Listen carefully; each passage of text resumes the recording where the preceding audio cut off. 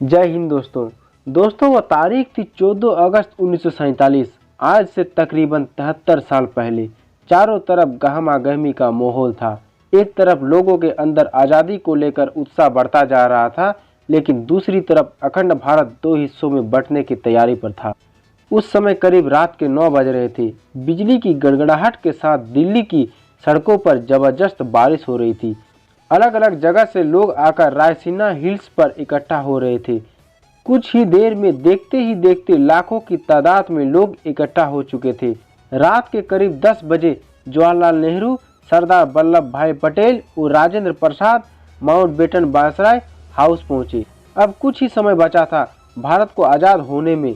कुछ लोग के चेहरे पर मायूसी थी तो कुछ लोगों में उत्साह। और यहाँ पर जवाहरलाल नेहरू अपने भाषण शुरू करते हैं।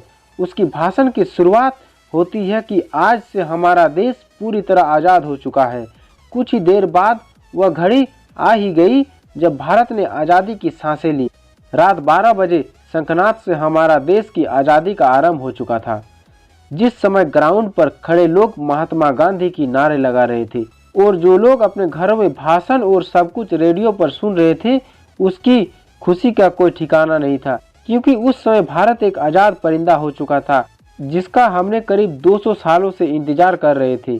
14 अगस्त 1947 को रात भर बारिश के बाद सुबह आसमान बिल्कुल साफ हो चुका था।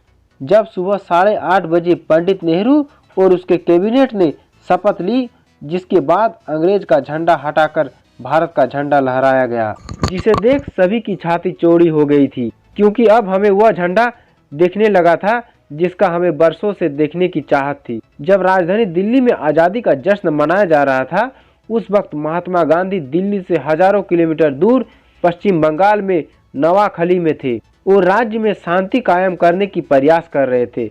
जानकार बताते हैं कि पंडित नेहरू की ऐतिहासिक भाषण को पूरे देश ने सुना था, लेकिन महात्मा गांधी नहीं सुन पाए थे। 14 अगस्त 1947 की ऐसी रात जब लोग सोए तो गुलाम देश में थे, लेकिन अगली सुबह उसकी आज़ादी का सुबह थी। लेकिन जितनी खुशी हमें आज़ादी की थी, उतना ही गम हमें अखंड भारत टूट जाने का था, क्योंकि दोस्तों भारत ने अपना 3,76,700 किलोमीटर का एरिया पाकिस्तान के रूप में खो दिया था। करोड़ों की संख्या में लोग भारत से अलग हो गए थे। जो लोग कुछ समय पहले भाई भाई की तरह जिंदगी गुजार रहे थे, वही लोग एक दूसरे के जान के दुश्मन बन गए थे, क्योंकि 14 अगस्त के रात भारत और पाकिस्तान का विभाजन हो गया था। भारत दो हिस्सों में बंट गया था, जिसमें एक हिस्सा पाकिस्तान और दूसरा हिस्सा हिंदुस्तान के नाम हो गया था, जिस वजह से कई सारे दंगे हुए। जो लोग खुद को पाकिस्तान में सुरक्षित महसूस कर रहे थे वह पाकिस्तान चले गए, और जो लोग हिंदुस्तान में सुरक्षित महसूस कर रहे थे वो हिंदुस्तान आ गए। करोड़ों लोग पलायन के लिए मजबूर हो गए थे। इस दंगे में हजारों लोग मौत की घाट उतर गए थे।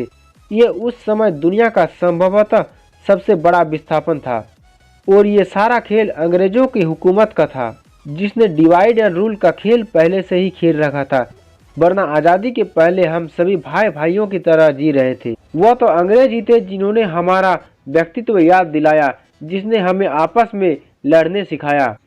और दोस्तों, हिंदुस्तान और पाकिस्तान की विभाजन की सबसे बड़ी वजह ये थी कि मोहम्मद अली जिन्ना देश का पहला प्रधानमंत्री बनना चाहते थे, लेकिन पंडित जवाहरलाल नेहरू को प्रधानमंत्री बनाने का वचन महात्मा गांधी पहले ही दे चुका था, जिस वजह से मोहम्मद अली जिन्ना ने अपना अलग देश मांगा, और इसी वजह से यह सारा फसाद शुरू हुआ, जो 15 अगस्त 1947 को खत्म हुआ।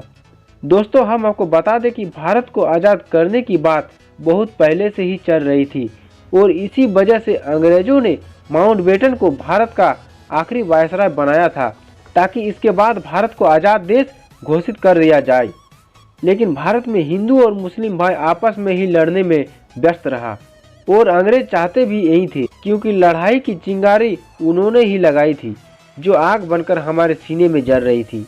दोस्तों, ये जानकारी आपको अच्छी लगी तो वीडियो को लाइक करें, और साथ ही इस चैनल पर अगर न्यू है तो चैनल को सब्सक्राइब करें।